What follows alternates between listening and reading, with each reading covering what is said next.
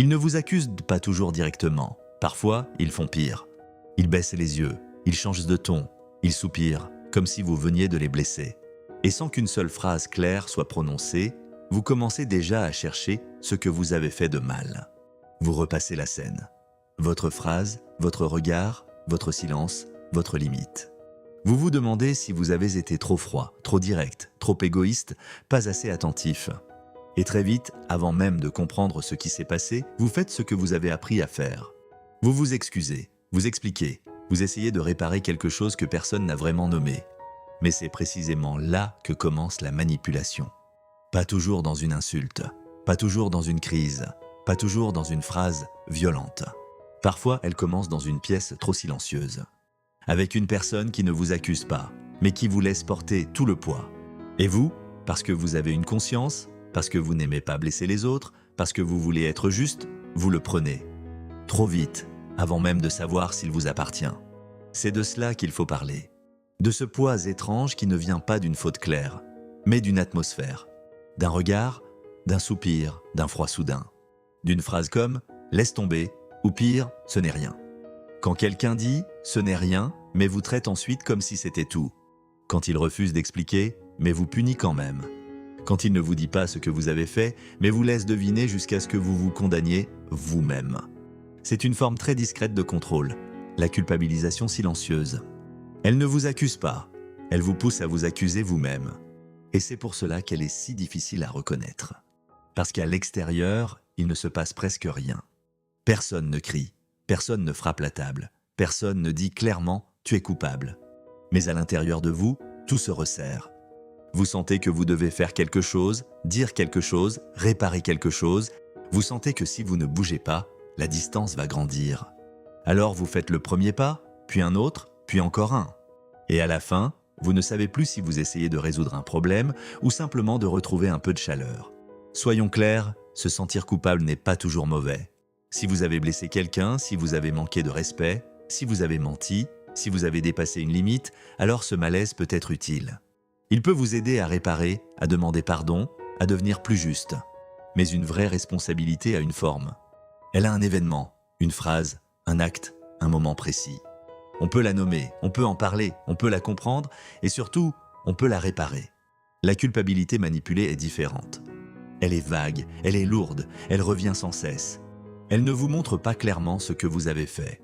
Elle vous fait seulement sentir que quelque chose en vous est en faute. Et plus vous essayez de comprendre, plus vous vous perdez. Le premier signe, c'est que vous dites pardon avant même de savoir pourquoi. Vous sentez la tension dans la pièce, la personne en face de vous devient froide. Son visage se ferme, sa voix change. Elle répond à peine. Vous demandez « qu'est-ce qu'il y a ?» Elle répond « rien ». Mais ce « rien » ne ressemble pas à rien. Il ressemble à un procès silencieux. Alors vous cherchez. Peut-être que vous avez mal parlé. Peut-être que vous n'avez pas assez fait attention. Peut-être que vous avez été trop direct. Peut-être que vous auriez dû dire « oui ». Peut-être que votre limite était trop dure. Et avant même d'avoir une réponse, vous dites « pardon ». Pas parce que vous avez compris votre faute, mais parce que vous voulez que la pièce redevienne respirable. Vous ne vous excusez pas parce que vous comprenez. Vous vous excusez parce que vous avez peur du froid. Peur de cette distance, peur de ce silence. Peur que l'attention, l'amour ou la paix disparaissent si vous ne vous corrigez pas immédiatement. Et la personne en face apprend quelque chose. Elle apprend qu'elle n'a pas besoin d'expliquer. Un changement de ton suffit, un soupir suffit, un regard suffit. Si elle rend l'atmosphère assez lourde, vous finirez par vous plier. Au début, vous pensez éviter un conflit. En réalité, vous lui apprenez qu'elle n'a plus besoin d'être précise. Le deuxième signe, c'est qu'ils ne nomment jamais vraiment ce que vous avez fait. Ils disent « laisse tomber, ce n'est rien, tu sais très bien ». Ils disent aussi « je ne vais pas t'expliquer » ou « c'est bon, j'ai compris ». Ces phrases semblent petites, mais elles ont un effet très précis. Elles ferment la porte à la discussion et elles laissent le reproche suspendu dans l'air. Vous n'avez pas le droit de comprendre, mais vous devez quand même vous sentir responsable. Vous n'avez pas le droit de poser des questions, mais vous devez quand même corriger votre comportement. Vous n'avez pas les faits, mais vous portez déjà la sentence. Ce qui n'est pas nommé ne peut pas être discuté. Et c'est exactement pour cela qu'ils ne le nomment pas. Si la faute était claire, vous pourriez répondre. Vous pourriez dire « oui, je comprends » ou « non, ce n'est pas ce que j'ai voulu dire ». Ou « Je vois ce que tu as ressenti, parlons-en ». Mais quand tout reste vague, vous ne pouvez pas dialoguer, vous pouvez seulement deviner. Et une personne qui vous force à deviner garde toujours l'avantage. Parce que pendant que vous cherchez votre faute, vous ne regardez plus son comportement. Vous ne vous demandez plus pourquoi cette personne refuse d'être claire. Vous ne vous demandez plus pourquoi vous devez toujours interpréter son humeur. Vous ne vous demandez plus pourquoi chaque limite que vous posez devient soudain une blessure chez elle. Vous ne regardez plus le système, vous regardez seulement votre propre malaise. Et c'est exactement là qu'ils vous veulent.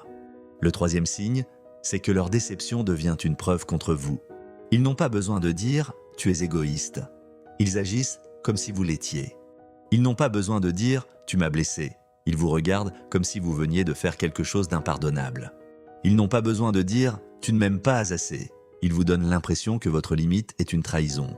Et vous commencez à croire que leur émotion est une preuve. S'ils sont tristes, c'est que vous avez été dur. S'ils sont froids, c'est que vous avez mal agi. S'ils se ferment, c'est que vous avez forcément fait quelque chose. Mais attention, l'émotion d'une personne est une information. Ce n'est pas automatiquement une vérité. Quelqu'un peut être déçu parce que vous avez réellement fait quelque chose de blessant. Mais quelqu'un peut aussi être déçu parce que vous avez cessé d'obéir. Quelqu'un peut être triste parce que vous avez été injuste. Mais quelqu'un peut aussi être triste parce que vous avez posé une limite. Quelqu'un peut se sentir mal à cause de votre comportement. Mais quelqu'un peut aussi se sentir mal parce qu'il ne peut plus vous contrôler aussi facilement qu'avant. La déception de quelqu'un peut être réelle, mais cela ne veut pas dire que vous êtes coupable. Les personnes sensibles oublient souvent cette différence. Elles voient quelqu'un souffrir et elles pensent immédiatement « j'ai dû faire quelque chose ». Mais parfois, la douleur de l'autre ne vient pas de votre cruauté. Elle vient du fait que vous ne vous abandonnez plus. Elle vient du fait que vous ne dites plus oui automatiquement. Elle vient du fait que vous commencez à exister en dehors de ce qu'on attend de vous. Et pour certaines personnes, votre autonomie ressemble à une attaque. Pas parce qu'elle est violente, mais parce qu'elle retire leur pouvoir. Le quatrième signe, c'est que vous essayez de réparer une faute qui n'a pas de forme. Vous parlez plus, vous expliquez plus, vous devenez plus prudent. Vous choisissez vos mots comme si chaque syllabe pouvait déclencher un froid. Vous anticipez, vous vous corrigez avant même de parler. Vous réduisez vos besoins pour ne pas déranger. Et pourtant, rien ne se règle vraiment. Parce que ce que vous essayez de réparer n'a jamais été clairement posé. Une faute réelle peut être réparée. Si vous avez dit une phrase blessante, on peut revenir sur cette phrase. Si vous avez oublié quelque chose d'important, on peut en parler.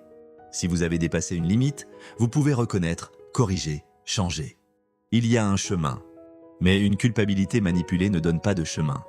Elle donne du brouillard, et dans ce brouillard, vous marchez longtemps. À chaque fois que vous pensez avoir compris, la faute se déplace.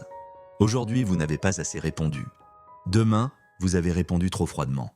Hier, vous avez pris trop de distance. La semaine suivante, vous êtes trop présent, trop exigeant, trop lourd. Rien n'est stable. Rien n'est assez précis pour être réglé.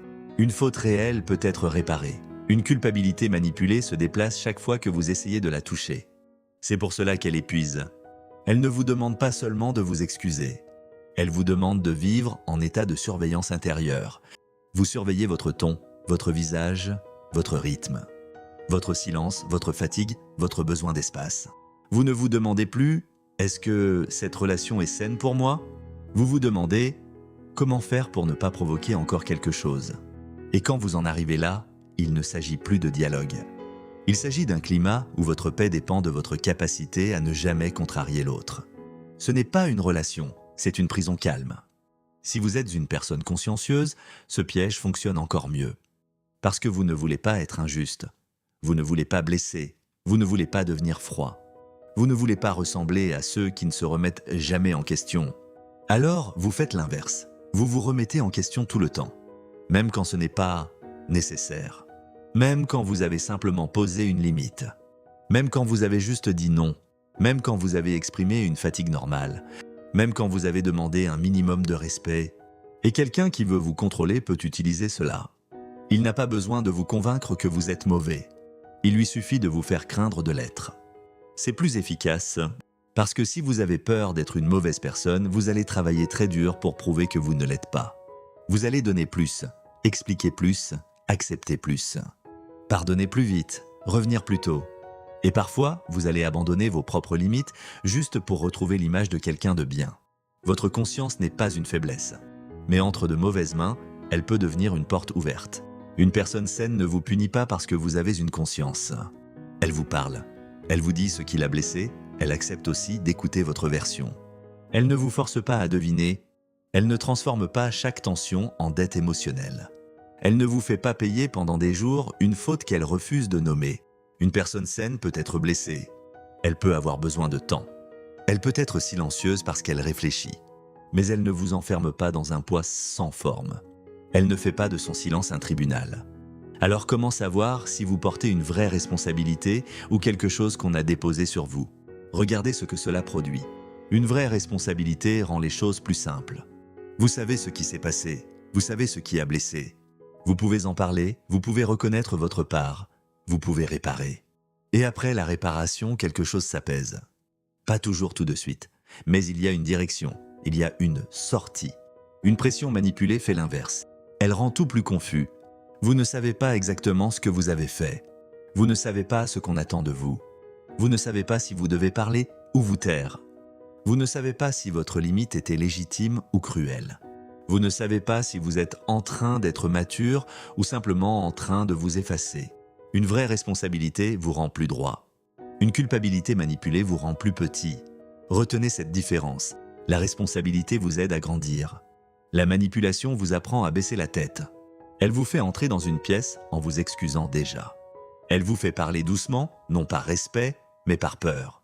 Elle vous fait demander pardon avant même que l'autre ait eu le courage d'être précis. Elle vous fait porter une faute qui n'a pas encore de nom. Et ce qui n'a pas de nom ne doit pas devenir votre condamnation. Avant de vous excuser, posez-vous 5 questions. Première question, est-ce qu'on m'a dit clairement ce que j'ai fait? Pas ce que l'autre suggère, pas l'atmosphère, pas le froid, pas le soupir. Quel acte précis, quelle phrase précise, quel moment précis? Si rien n'est clair, ralentissez, ne courez pas vers la faute. Deuxième question, est-ce que je veux m'excuser parce que j'ai compris ou parce que j'ai peur du froid? C'est une question dure, mais nécessaire. Beaucoup de gens ne s'excusent pas pour réparer. Ils s'excusent pour retrouver la paix, pour faire revenir la personne, pour que le silence cesse. Et parfois, cette excuse ne répare rien. Elle apprend seulement à l'autre que le froid fonctionne. Troisième question, est-ce que cette personne accepte une discussion calme ou seulement ma soumission? Quand vous demandez « Qu'est-ce qui t'a blessé exactement ?» Est-ce qu'elle répond? Ou est-ce qu'elle se ferme encore plus? Quand vous dites « Je veux comprendre, mais j'ai besoin que ce soit précis », est-ce qu'elle entre dans le dialogue? Ou est-ce qu'elle vous accuse d'être insensible, compliqué, froid? Une personne qui veut résoudre accepte les faits. Une personne qui veut contrôler préfère le brouillard. Quatrième question, après mes excuses, est-ce que la relation devient plus saine ou est-ce que je me sens encore plus petit? Une vraie excuse peut créer un apaisement. Une fausse dynamique vous vide. Vous avez dit pardon, mais vous ne vous sentez pas réparé. Vous vous sentez diminué. Vous avez l'impression d'avoir donné une partie de vous-même pour calmer quelque chose qui reviendra bientôt. Cinquième question, est-ce que ce poids revient surtout quand je pose une limite? Quand vous dites non, quand vous dites que vous êtes fatigué, quand vous demandez du respect, quand vous prenez du temps pour vous, quand vous arrêtez de répondre immédiatement, quand vous ne donnez plus autant qu'avant. Si ce malaise apparaît surtout au moment où vous essayez d'exister, regardez bien, ce n'est peut-être pas votre faute qu'ils défendent. C'est leur contrôle. Alors que faire? Pas se battre, pas devenir cruel, pas répondre par le mépris, pas entrer dans une guerre de silence. Ce n'est pas le but. Le but, c'est de revenir à quelque chose de simple. Des faits. Vous pouvez dire « Je veux comprendre, mais j'ai besoin que tu me dises précisément ce qui te dérange ». Vous pouvez dire « Si j'ai fait quelque chose de précis, on peut en parler calmement ». Vous pouvez dire « Je ne vais pas m'excuser pour quelque chose que je ne comprends pas ». Vous pouvez dire « Je peux entendre un reproche clair, je ne peux pas porter un poids vague ». Vous pouvez dire « Je ne vais pas deviner ma faute à partir de ton silence ». Ces phrases ne sont pas agressives. Elles ne nient pas la douleur de l'autre. Elles ne disent pas « Je n'ai jamais tort ». Elles disent simplement « Je suis prêt à entendre quelque chose de précis, mais je ne vais pas me condamner dans le brouillard ». Et parfois, c'est là que vous verrez la vérité. Parce qu'une personne qui veut vraiment résoudre un problème peut être inconfortable, mais elle essaiera d'être précise. Elle dira ce qui l'a blessé. Elle écoutera aussi ce que vous avez vécu. Elle cherchera une sortie avec vous. Mais une personne qui voulait seulement vous garder en position de coupable risque de mal réagir. Elle n'aimera pas votre calme. Elle n'aimera pas votre précision. Elle n'aimera pas que vous demandiez des faits. Parce que le brouillard était son pouvoir. Dès que vous demandez des faits, vous retirez une partie de ce pouvoir. Le vrai pouvoir, pour eux, ce n'est pas toujours de vous convaincre. Ce n'est pas toujours de gagner une dispute. Ce n'est même pas toujours d'avoir raison. Le vrai pouvoir, c'est de vous faire entrer dans la pièce déjà coupable. Déjà baissé, déjà inquiet, déjà prêt à réparer, déjà prêt à donner quelque chose pour que la paix revienne. Quand vous entrez ainsi, ils n'ont presque plus rien à faire. Vous faites le travail à leur place. Vous vous accusez, vous vous corrigez, vous vous réduisez. Vous leur donnez l'avantage avant même que la conversation commence. Et c'est cela qu'il faut arrêter. Pas en devenant froid, pas en refusant toute responsabilité, mais en ralentissant, en vous demandant « de quoi suis-je coupable exactement ?» Pas vaguement, pas dans la peur, pas dans l'urgence de réparer, exactement. Quel fait, quelle phrase, quelle limite, quelle action? Et si personne ne peut le nommer clairement, alors ne vous précipitez pas pour porter la faute. Vous pouvez rester calme, vous pouvez écouter, vous pouvez demander de la précision. Vous pouvez reconnaître votre part si elle existe. Mais vous n'êtes pas obligé de vous agenouiller intérieurement devant une accusation qui n'a même pas été formulée. La prochaine fois que ce poids monte en vous, observez-le. Ne le croyez pas trop vite. Demandez-vous s'il vous rend plus droit ou plus petit. Demandez-vous s'il vient d'un acte réel ou d'un climat. Demandez-vous si l'autre cherche une conversation ou une position de pouvoir. Et surtout, ne confondez pas votre capacité à vous remettre en question avec l'obligation de porter toutes les fautes. Il y a une différence entre être responsable et être dressé à se sentir coupable. Une différence entre demander pardon et acheter la paix. Une différence entre aimer quelqu'un et disparaître pour ne pas le déranger. Vous n'êtes pas obligé de porter une faute que personne n'a le courage de nommer. Vous n'êtes pas obligé de réparer une blessure qu'on refuse d'expliquer. Vous n'êtes pas obligé de devenir plus petit simplement parce que quelqu'un sait rendre la pièce froide. Alors, cette fois, ne vous précipitez pas. Ne remplissez pas le silence avec vos excuses. Ne transformez pas leur soupir en verdict. Respirez, regardez les faits, demandez de la précision. Et si la seule chose qu'on vous donne, c'est du brouillard, gardez votre calme. Pas pour les punir, pas pour gagner, mais pour ne plus entrer dans la pièce déjà condamnée, vous n'êtes pas automatiquement coupable. Vous êtes peut-être simplement en train de sortir d'un rôle qu'on vous avait appris à jouer. Et ce rôle, maintenant, vous pouvez le laisser vide.